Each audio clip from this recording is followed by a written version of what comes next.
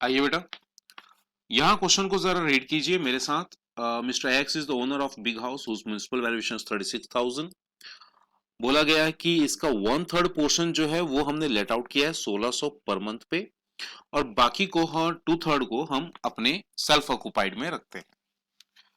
फिर बोला गया है कि 1 नवंबर सॉरी कंस्ट्रक्शन स्टार्ट हुआ था जून 2017 में और कंप्लीट किया गया था 1 नवंबर 2019 को। ठीक है, उसने खर्चे पे किए हैं म्युनिसिपल टैक्सेस 3600 का, insurance premium 600, property tax to state government 600। ठीक है, X had taken loan 50,000 on 1 July 2017 for the construction of this house. The loan has not been yet paid back.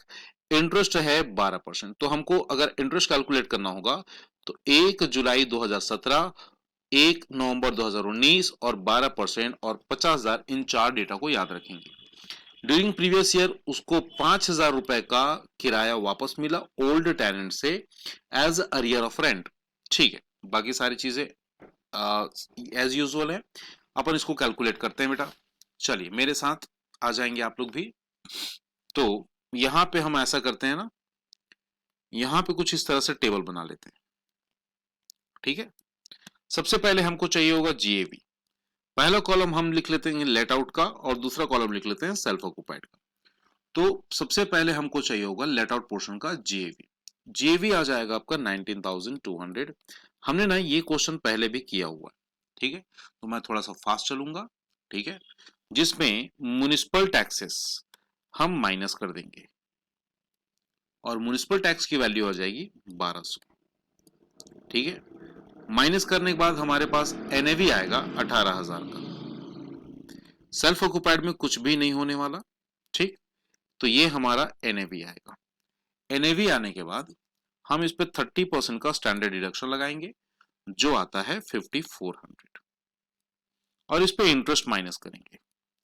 ये क्वेश्चन हम पहले भी कर चुके हैं, बावजूद इसके इंटरेस्ट का कैलकुलेशन यहाँ पे कर लेते हैं। ठीक है, तो प्रीवियस ईयर का इंटरेस्ट हमारा हो जाएगा 50,000 का 12% के बेसिस पे, टोटल आएगा 6,000। ठीक है, प्री कंस्ट्रक्शन पीरियड का 50,000 इंटू 12% इंटू 21 मंथ। अब ये कैसे कैलकुलेट होगा 21 मंथ? 1 जुलाई 2017 से 31 मार्च 2019 तक लेंगे आप। ठीक है, जिसकी वैल्यू आती है आ, इसका वैल्यू आ जाएगा आपका, just a second I am going to calculate it. 50,000 into 12% into 21 divided by 12, जो आता है 10,500। लेकिन मुझे 10,500 नहीं लेने, मुझे 10,500 नहीं लेने हैं, मुझे डिवाइडेड बाई 5 करके लेना है जो आता है 2,100। तो फाइनली हमारी total interest for the whole building आता है 8,100। 8,100 आएगा, जिसके हम दो पार्ट कर देंगे, एक 1/3 के लिए और एक 2/3 के लिए। तो 1/3 हमारा होगा 2,700 और 2/3 5,400। ये हमारे लेट आउट पोर्शन के लिए होगा और ये हमारे सेल्फ ऑक्युपाइड पोर्शन के लिए। चलिए, तो यहां पे इंटरेस्ट हम यहां पे लिखेंगे 2,700 और यहां पे 5,400, ये माइनस करना है। तो फाइनली जब हम इनकम कैलकुलेट करेंगे तो क्या समझ में आता है? हमको यह समझ में आता है कि हम जब पहले प्रॉपर्टी आईएचपी, हाँ, लेट आउट पोर्शन से जब हम इनकम कैलकुलेट करते हैं तो ये वैल्यू आ जाती है 9,900 और यहाँ पे 5,400। ठीक है, ये माइनस में है चूंकि ये लॉस है। बावजूद उसके हमको ना अरियर भी मिला है, arrear of rent. Arrear of rent हमने आपको पहले ही समझाया था। अरियर या अनरियलाइज रेंट अगर हमको वापस मिले तो हम उसमें 30% माइनस करने के बाद इंक्लूड करेंगे। तो 5,000 माइनस 30% विच कम्स टू 1,500। तो यहां पे हम ऐड कर देंगे 1500 सॉरी 3,500। ठीक है, और तीनों का हम ग्रैंड टोटल लेंगे और वो हमारा आंसर होगा 1 2 3, तीनों का टोटल लेंगे तो फाइनली हमारे पास वैल्यू आ जाएगी 8,000 की। ठीक है, ये हमारा फाइनल आंसर होगा। ये कुछ ऐसा बनने वाला है। चलिए बेटा, आएंगे अगले क्वेश्चन पे। अगले क्वेश्चन को रीड करेंगे मेरे साथ। A owns a residential house property, it has two identical units 1 and 2, while unit 1 is self occupied and by A and his family members, unit 2 is self occupied। ऐसा करते हैं, इसका एक प्रॉपर कॉलम बना लेते हैं। ठीक है, ये कुछ ऐसा। ठीक है, पहले को हम ले लेते हैं लेट आउट और दूसरे को हम ले लेते हैं सेल्फ ऑक्युपाइड।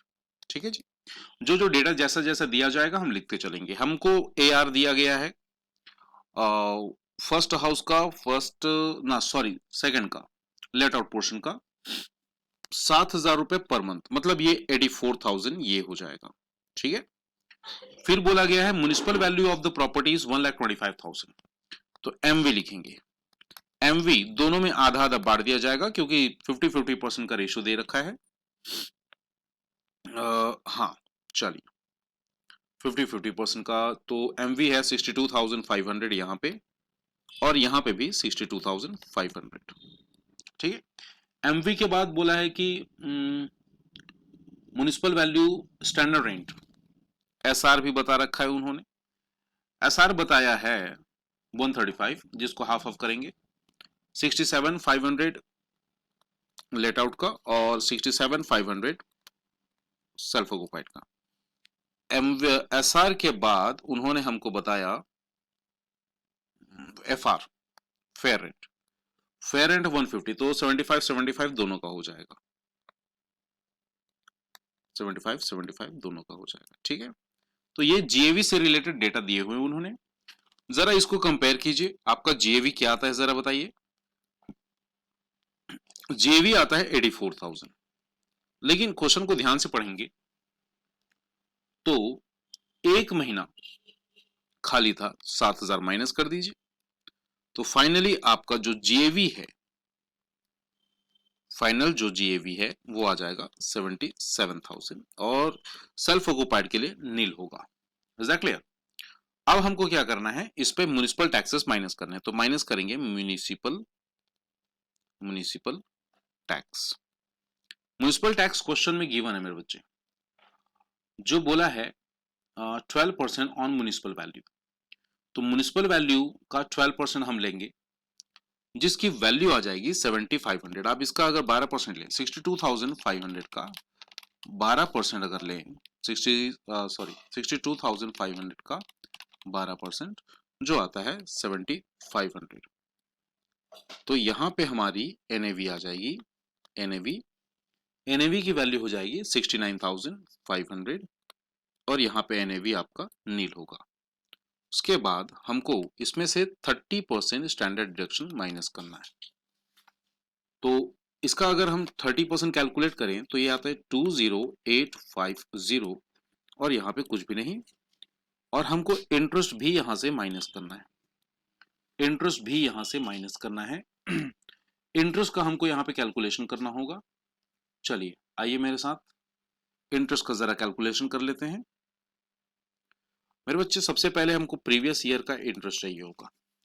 प्रीवियस ईयर के लिए आप देखिए जरा, आपके क्वेश्चन में इंफॉर्मेशन गिवन है 8 लाख रुपए उन्होंने लोन लिया, जिसपे हमको लगाना है 12%,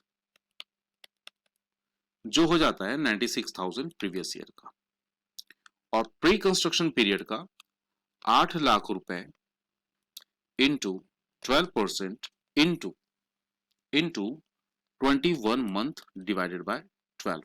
अभी 21 मंथ कहां से आया, 1/7/2018 से आपका जिस दिन बिल्डिंग कंप्लीट हुआ 30 जून 2020 से पहले वाला 31 मार्च, तो वो जो आता है 21 मंथ। तो फाइनली इसको अगर हम कैलकुलेट करें तो आता है 1,68,000 डिवाइडेड बाय 5 करेंगे, क्योंकि 5 इंस्टॉलमेंट्स लेने होते हैं, तो फाइनल वैल्यू 33,600 ये आ जाएगी। टोटल इंटरेस्ट का वैल्यू आएगा 1,29,600, जो कि दो part self occupied and let out दोनों में यूज किया जाएगा। तो इंटरेस्ट का वैल्यू यहां पे आप मेरे साथ लिखेंगे बेटा, इंटरेस्ट की वैल्यू हो जाएगी 64,800, उसका जस्ट हमने हाफ किया है, और यहां पे भी 64,800। लेट आउट के लिए और सेल्फ ऑक्युपाइड के लिए। तो फाइनल आंसर यहां से आप कैलकुलेट कर सकते हैं। यहां पे आपकी इनकम आ जाएगी 69,500 इज योर एनएवी, इसका 30% ले लिया, और 64,800 ये ले लिया, जो आता है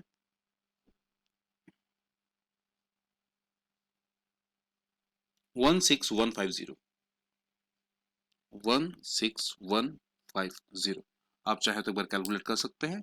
69,500 माइनस 20,850 माइनस 64,800, तो ये आता है 16,150 लॉस, और यहां पे भी लॉस आया 64,800।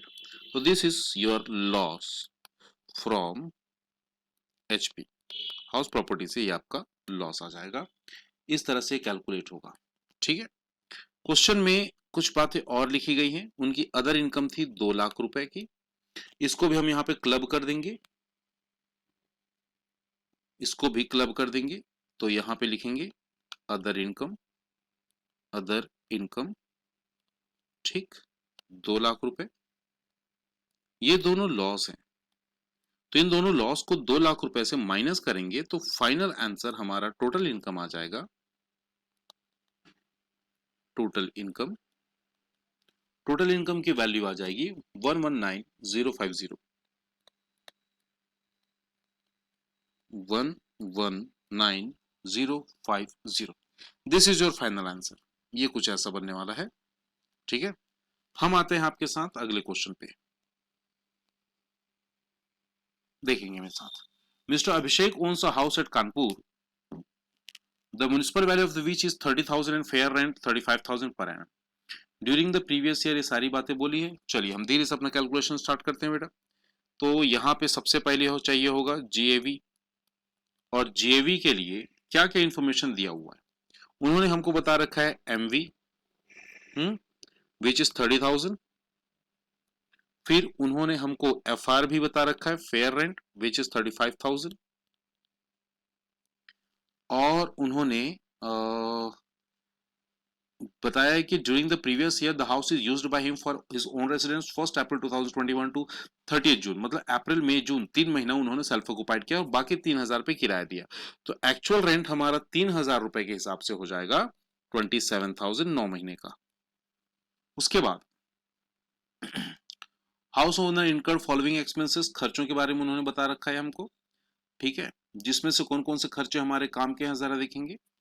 म्युनिसिपल टैक्सेस ये काम का है, रिपेयर काम का नहीं है, फायर इंश्योरेंस प्रीमियम काम का नहीं है, लैंड रेवेन्यू काम का नहीं है, ग्राउंड रेंट काम का नहीं है। बोला कि 40,000 का लोन लिया है 18% के रेट पे, ठीक है, for the construction of the house on 1 अप्रैल 2017।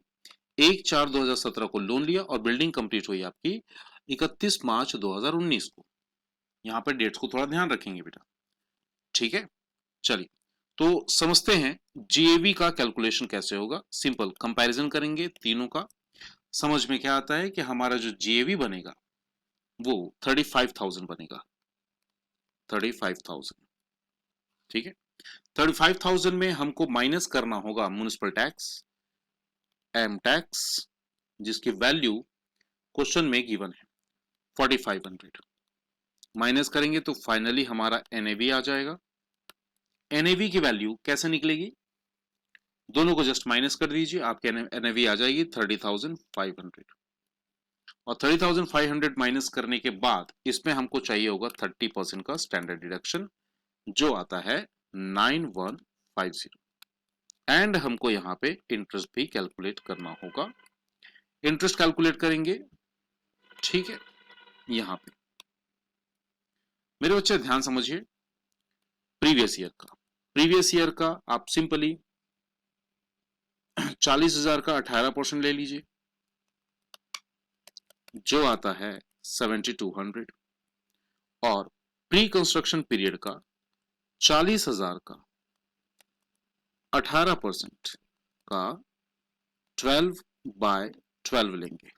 12 महीने कहां से आ गए, 12 महीने आए बेटा। आप ध्यान से पढ़ेंगे क्वेश्चन को, एक अप्रैल को 2017 को उन्होंने लोन लिया से लेके 31 मार्च 2018 तक ही कैलकुलेट करना है, क्योंकि date of completion of building is 31 March 2019।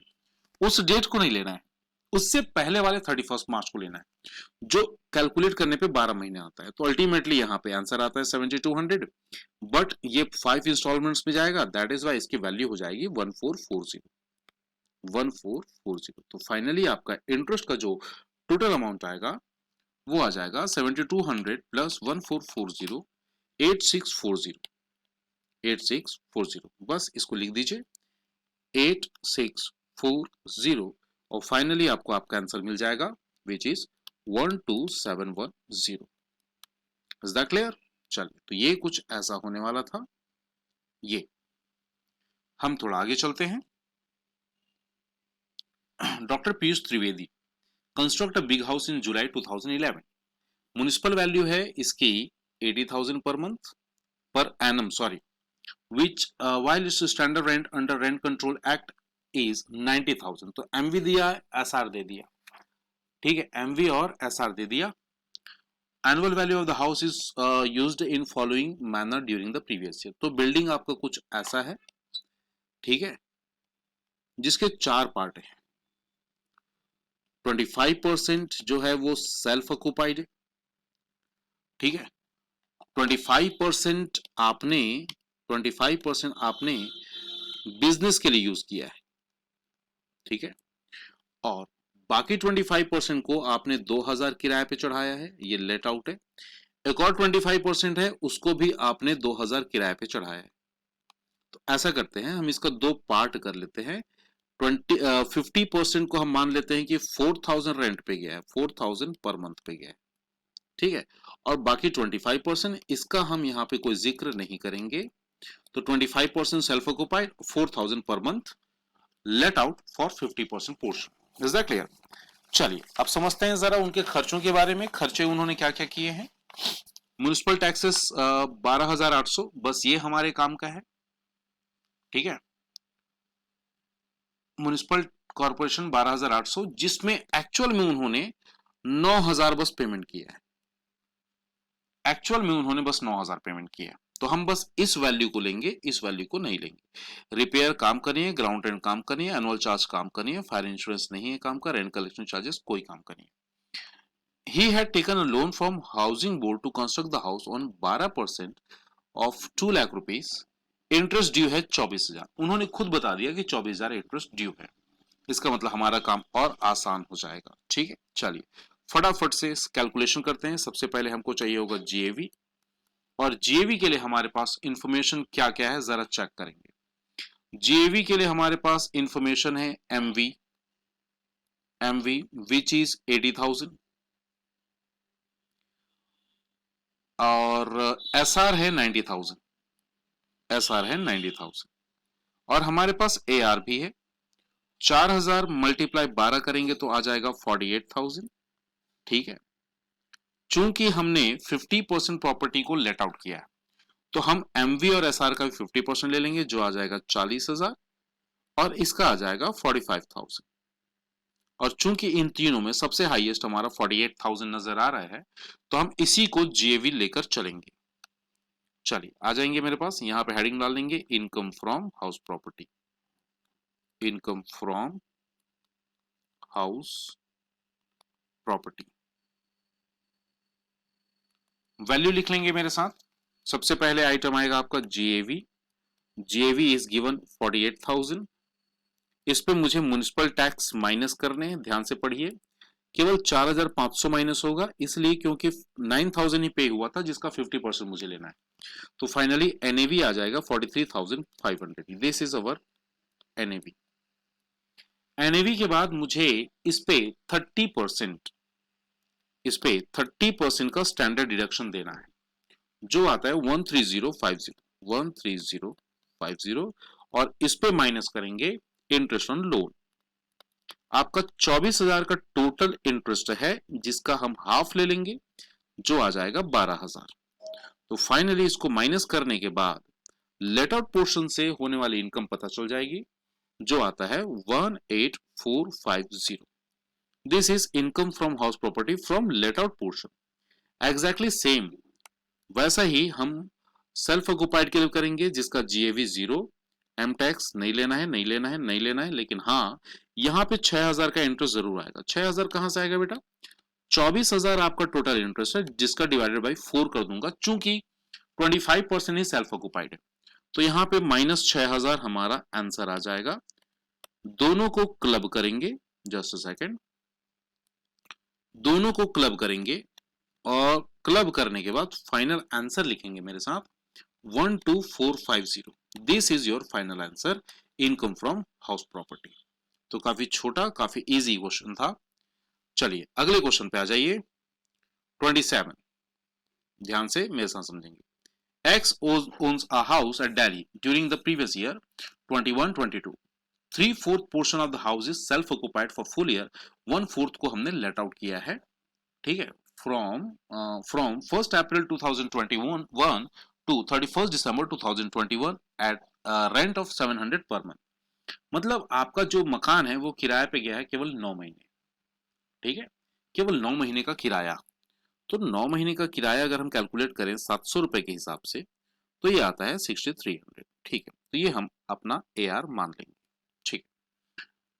फिर बोला गया है कि municipal valuation of house is 20,000, ठीक है, और हमारा जो किराए पे जा रहा है वो 1/4 है बेटा।